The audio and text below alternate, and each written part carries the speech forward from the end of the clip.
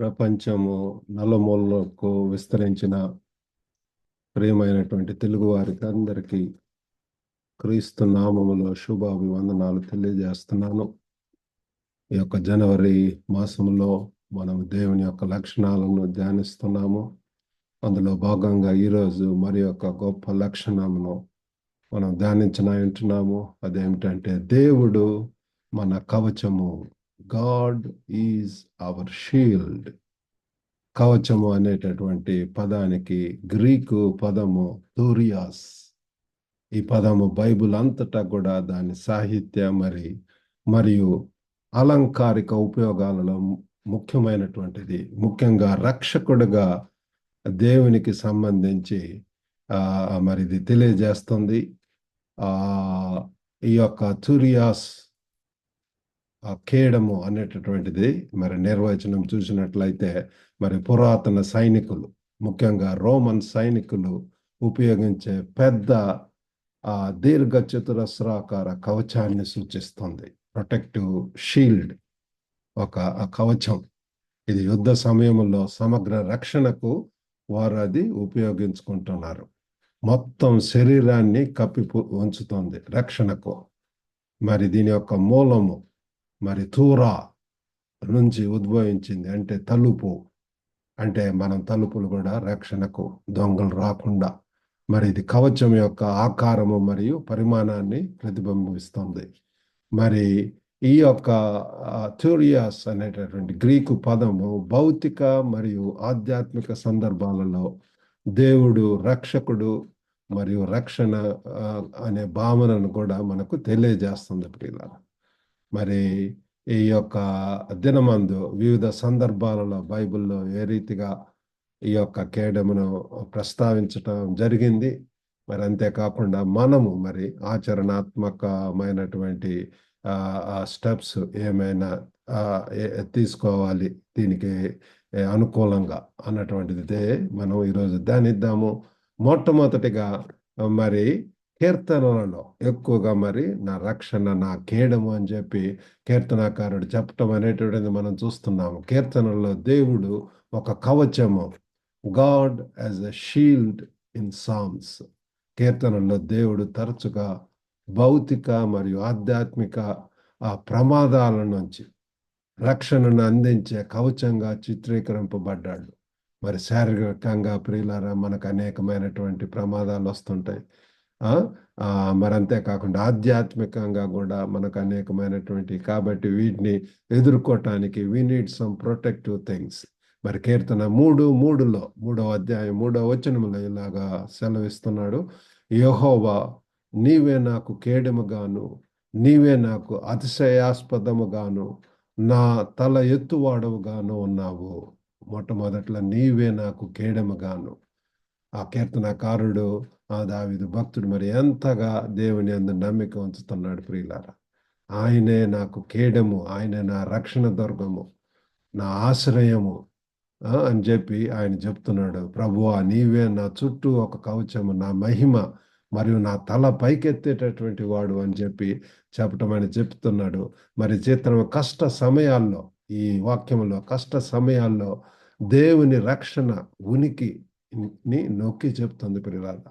మన యొక్క మరి కష్టాలలో రక్షణ, మరి శ్రమలలో, భయాలలో, మరి అటువంటి సమయాల్లో మనకు ఇటువంటి దేవుని యొక్క రక్షణ, ఆయన యొక్క కేడముగా, ఆయన యొక్క భద్రత మనకు ఎంతైనా అవసరము. మరి దేవుడు ఒక కవచము, ఆ కేడము అన్నటువంటిది అది మనకు ఎంతో ఓదార్పునిస్తుంది ప్రియులారా. రెండవది యుద్ధములో దైవిక రక్షణ, డివైన్ ప్రొటెక్షన్ ఇన్ వార్ఫేర్. ప్రియులారా మరి మనము ప్రభువుని తెలుసుకున్నప్పటి నుంచి కూడా మనం we are in war, spiritual battle, spiritual warfare. మరి అటువంటి అప్పుడు మనకు దేవుని యొక్క ప్రొటెక్షన్, దైవిక రక్షణ ఎంతైనా అవసరం ప్రియులారా. దేవుడు తన ప్రజలను రక్షించే యోధుడిగా, ఒక వారియర్గా చిత్రీకరించడం అనేటటువంటి జరిగింది.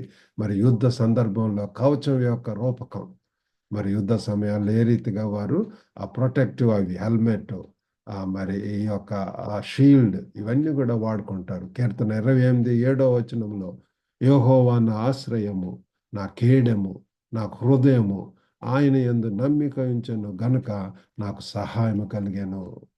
తన యొక్క వ్యక్తిగత అనుభవంతో చెప్తున్నాడు ప్రియులారా. ప్రభు నా బలము మరియు నా కవచము, నా హృదయము ఆయనను నమ్ముతుంది. కాబట్టి ప్రియులారా, మన హౌ అబౌట్ అస్, మనం ఏ రీతిగా మరి మన యొక్క భయము, ఆందోళనలో, కలవరాలలో, మన యొక్క బ్యాటిల్స్లో మరి దేవుని వైపు, దేవుని యొక్క సహాయం, దేవుని యొక్క శక్తి, దేవుని యొక్క బలము ఆయన మనకు ఎంతైనా అవసరం ఉంటున్నది ప్రియులారా. ఆయన నాకు సహాయం చేస్తాడు. He give strength amidst adversaries ప్రియులారా.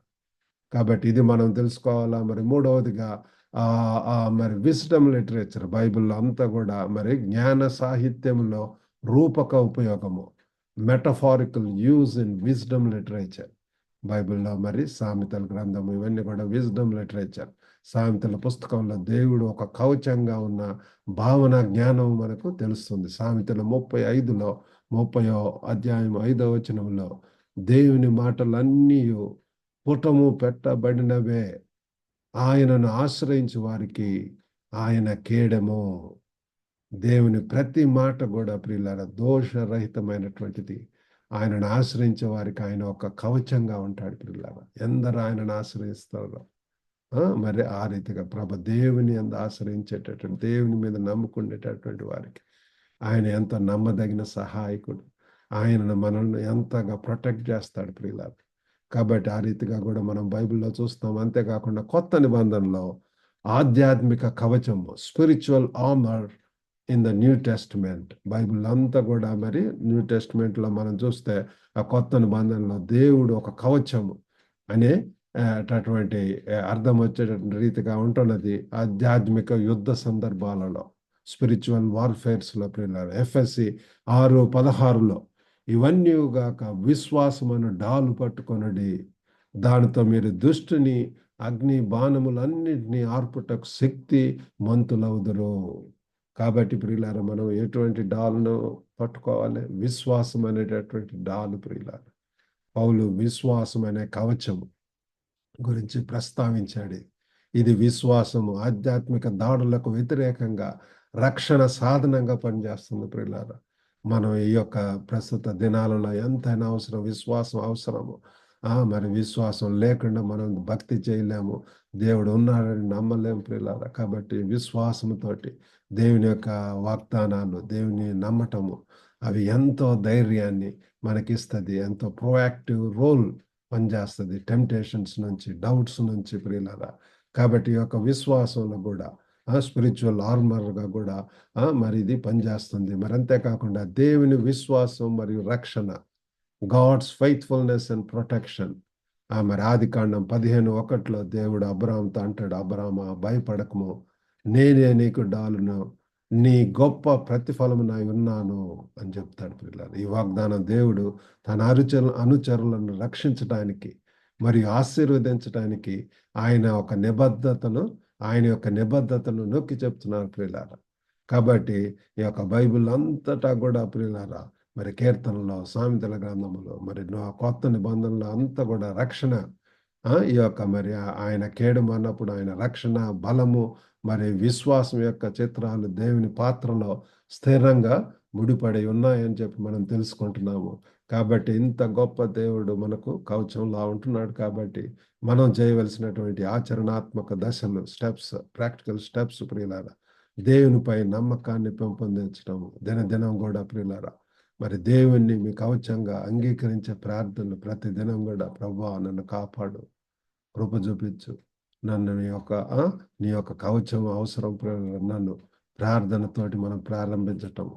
ఆ రీతిగా ఎంతగా మనం దేవుని సన్నిధిలో మాట్లాడతాము, ధ్యానం చేస్తాము, ఎంతో మరి దేవుని యొక్క ధైర్యము, మరి ఆ రక్షణ, భద్రతా భావం అనేటటువంటి deeper sense of security and peace ప్రియులారా. ఇన్నర్స్ ఆ పీస్ అనేటువంటి సమాధానం మనకు వస్తుంది. మరి అంతేకాకుండా ఆధ్యాత్మిక యుద్ధాలలో మనం పాల్గొనాలి. చాలా మంది కూడా ఈ భక్తి మనం చేయలేము అని చెప్పి ఓటమి దిశగా ఉంటారు. Defeated lifes. అది కాదు, మనకు దేవుని కవచాన్ని చర్చించే ఎఫెసీయులు 6:10-18 దాకా బాగా చదవండి ప్రియులారా. ఉన్నటువంటి డౌట్స్ మరి స్పిరిచువల్ అటాక్స్ ఎన్నో వస్తుంటాయి సాతానుకు. మనం భక్తి చేయటము, ఈ యొక్క సన్మార్గంలో యేసు ప్రభు మార్గంలో వెళ్ళటం ఇష్టం లేదు కాబట్టి మనం ఎంతో ధైర్యంగా ప్రియులారా వచ్చేటటువంటి challenges we need to face these challenges. మరి వీటిని ఎంత ధైర్యంగా మరి విశ్వాసంతో ప్రార్థనతోటి మనం మరి ఎదుర్కొంటున్నప్పుడు వీఆర్ ఎంపవర్డ్, ఎంతో శక్తివంతులం అవుతాము. మరి అంతేకాకుండా ఎంతో ధైర్యంగా మరి శక్తి పొంది దేవుని కొరకు గొప్ప కార్యాలు చేయటానికి దేవుడు మనకు సహాయం చేస్తాడు ప్రియులారా. ఆ రీతిగా మరి దేవుడు మనకు కవచంగా ఉండి మనకు దైనందిన జీవితంలో సహాయం చేయను గాక. చిన్న ప్రార్థన చేసుకుందాం. పరిశుద్ధుడైనటువంటి మా ప్రేమ గల ప్రభువా, దయగల నాయన, వినొచ్చినటువంటి ప్రతి ఒక్కరిని దర్శించండి. ఈరోజు మరి తండ్రి మీరు ఒక కవచం అని చెప్పి తెలుసుకొని ఉంటున్నాం ప్రభు. ఎంతగా ప్రభా వస్తున్నటువంటి ఎన్నో దినం కూడా ఎన్నో వింటున్నాం ప్రభా. స్పిరిచువల్ అటాక్స్, పర్సిక్యూషన్స్ ఎన్నో ప్రభా. మరి తండ్రి తండ్రి తండ్రి వ్యతిరేక శక్తులు ప్రభు. వీటిని పోరాడాలి అంటే ప్రభా మీ యొక్క శక్తి అవసరం. విశ్వాసమైనటువంటి డాలు ప్రభా. ఓ గొప్ప నాయన తండ్రి మీ వైపు చూచు తండ్రి విశ్వాసం కర్తయు దాన్ని కొనసాగించు అనేటటువంటి యేసు వైపు చూచొచ్చు పందెపు రంగమందు ప్రభా మరి పరిగెత్తేటటువంటి వారంగా మమ్మల్ని సహాయం చేయమని యేసుక్రీస్తు నామములో వేడుకొంచున్నాం తండ్రి. ఆమేన్. God bless you all. Have a good day.